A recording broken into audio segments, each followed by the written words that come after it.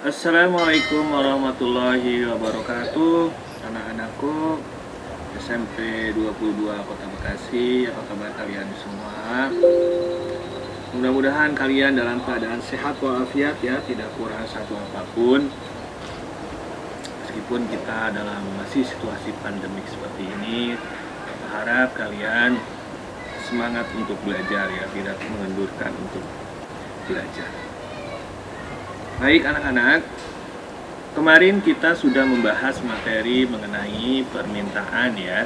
Sekarang Bapak akan membahas soal dan materi ya, soal dan materi. Nanti Bapak sampaikan materi dulu untuk kali ini, yaitu berkenaan dengan penawaran ya.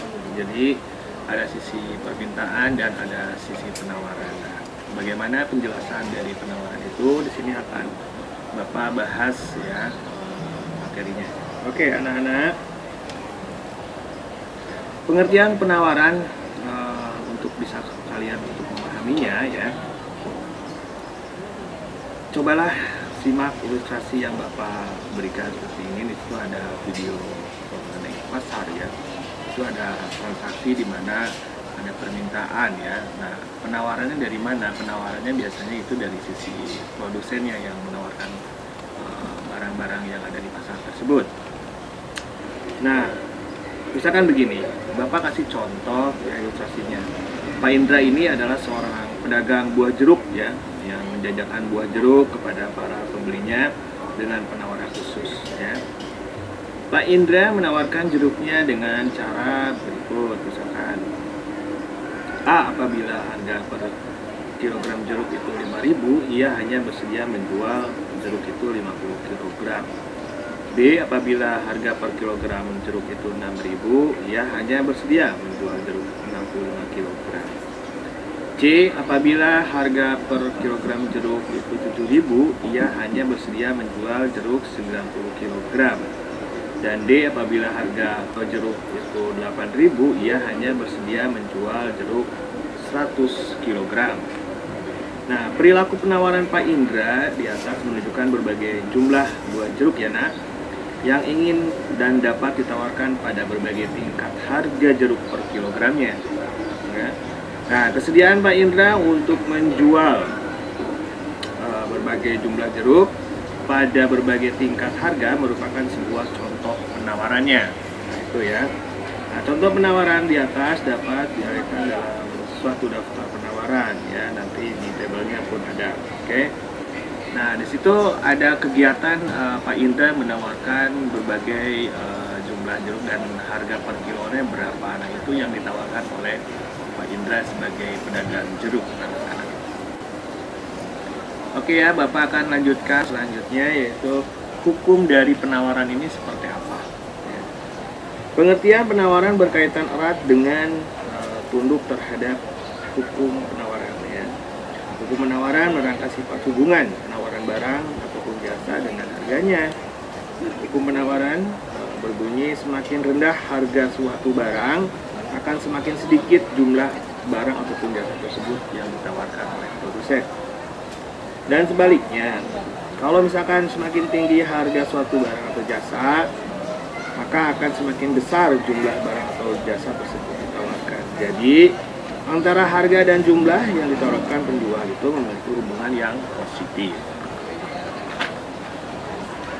Oke, nah untuk lebih memahami makna hukum penawaran, Bapak ilustrasikan lagi ya, perilaku produsen atau pedagang lain. Nah, ini contoh ilustrasinya, Bapak ilustrasikan. Kang Tatang pergi ke pasar untuk menjual 10 ayam. Ia mengharap ayamnya laku terjual seharga 50.000 per ekor. Namun, di luar dugaan ayam-ayam tadi hanya ditawar 30.000 ya, per ekor. Melihat keadaan seperti itu, Kang Tatang kembali mempertimbangkan niatnya untuk menjual seluruh ayam yang dibawa. Nah, pada satu sisi, ia akan rugi seluruh ayam tersebut karena tidak sebanding dengan biaya yang sudah dikeluarkan. Nah, di sisi lain, ia sangat membutuhkan uang untuk membayar uang sekolah anaknya. Nah, setelah diperhitungkan dengan masak-masak ya, akhirnya Kang Tatang hanya menjual 5 ekor ayam saja. Sisa ayam yang 5 ekor dibawa pulang dengan tujuan menunggu harga yang lebih baik. Dan harganya pun naik. Itu yang diharapkan. Nah, dengan demikian ayam yang ditawarkan Kang Tatang telah berkurang dari 10 ekor menjadi 5 ekor. Itu hukum dari penawaran ya. Oke. Ya, itu ilustrasi-ilustrasi yang Bapak sampaikan ya. Nah, faktor yang mempengaruhi penawaran, karena yang harus kalian ketahui ya, sama halnya dengan kegiatan permintaan, selain harga ada beberapa faktor lain yang mempengaruhi tinggi rendahnya kegiatan penawaran. Faktor-faktor tersebut terdiri dari apa saja? Biaya produksi, tingkat teknologi, harga barang, terus dan tujuan perusahaan tersebut. Nah, tadi kan ilustrasinya hanya pedagang kecil ya, pedagang perorangan. Nah, di sisi yang lain banyak juga pedagang-pedagang besar ya, yang mencoba menawarkan harga-harganya atau barang-barangnya kepada konsumen. Nah, di situ terjadi hukum permintaan setelah adanya penawaran. Oke, yang berikutnya apa saja sih faktor-faktornya? Yaitu A, biaya produksi. Nah, biaya produksi adalah keseluruhan biaya yang dikeluarkan untuk menghasilkan barang ataupun jasa ya. Tinggi rendahnya biaya produksi sangat berpengaruh terhadap jumlah barang ataupun jasa yang akan ditawarkan di pasar ya. Nah, jika biaya produksi tinggi, umumnya produsen akan mengurangi kegiatan produksi ya. Nah, akibatnya jumlah barang yang akan ditawarkan pun berkurang ya. Sebaliknya, jika biaya produksi itu rendah, produsen atau dari sisi produsennya ya, yang menawarkan barang atau jasa cenderung akan meningkatkan hasil produksi sehingga jumlah barang yang akan ditawarkan pun bertambah. Oke. Nah, faktor berikutnya adalah faktor tingkat teknologi ya. Tingkat teknologi yang digunakan dalam proses produksi merupakan faktor penentu lain. Dan seberapa besar kuantitas barang ataupun jasa yang dapat ditawarkan produsen pada beberapa kondisi kenaikan produksi terjadi disebabkan oleh apa? Penggunaan teknologi yang semakin modern. Nah, semakin tinggi teknologi yang dipergunakan dalam proses produksi akan semakin beragam dan banyak pula jumlah barang ataupun jasa yang dapat ditawarkan. Oke. Nah, faktor berikutnya adalah harga barang lain. Dalam hal ini yang dimaksud dengan barang lain adalah barang pengganti atau barang substitusi anak-anak ya. Bila harga barang yang akan digantikan meningkat, produsen akan menambah barang ya yang akan ditawarkannya. Nah, keputusan itu dilakukan karena produsen memperkirakan akibat kenaikan harga tersebut. Nah, masyarakat akan beralih ya. Masyarakat akan beralih mengkonsumsi barang yang ia tawarkan karena harganya lebih murah. Jadi kalau konsumen itu memang pastinya mencari harga yang lebih murah. Nah, contohnya begini ya. Awalnya harga 1 kg jeruk mandarin itu Rp9.000 dan jeruk lokal itu Rp5.000 ya. Namun karena ongkos kirim naik, harga jeruk mandarin dan jeruk lokal pun naik menjadi Rp12.000 dan Rp6.000. Nah, kenaikan harga tersebut membuat konsumen jeruk mandarin beralih membeli jeruk lokal ya, karena harganya lebih jauh murah ya. Nah, kondisi ini mendorong petani untuk meningkatkan produksinya sehingga penawaran di pasar pun akan bertambah. Paham ya sampai situ? Oke, faktor berikutnya adalah tujuan. Tujuan dari apa? Tujuan dari perusahaan. Perusahaan dalam menjalankan aktivitasnya mempunyai tujuan yang berbeda-beda anak-anak. Ada yang bertujuan mendapatkan keuntungan ya, keuntungan setinggi-tingginya, dan ada pula yang tujuannya pokoknya yaitu melayani kepentingan umum. Biasanya perusahaan milik negara itu BUMN ya, itu tujuannya adalah untuk rakyat umum, tidak mencari keuntungan.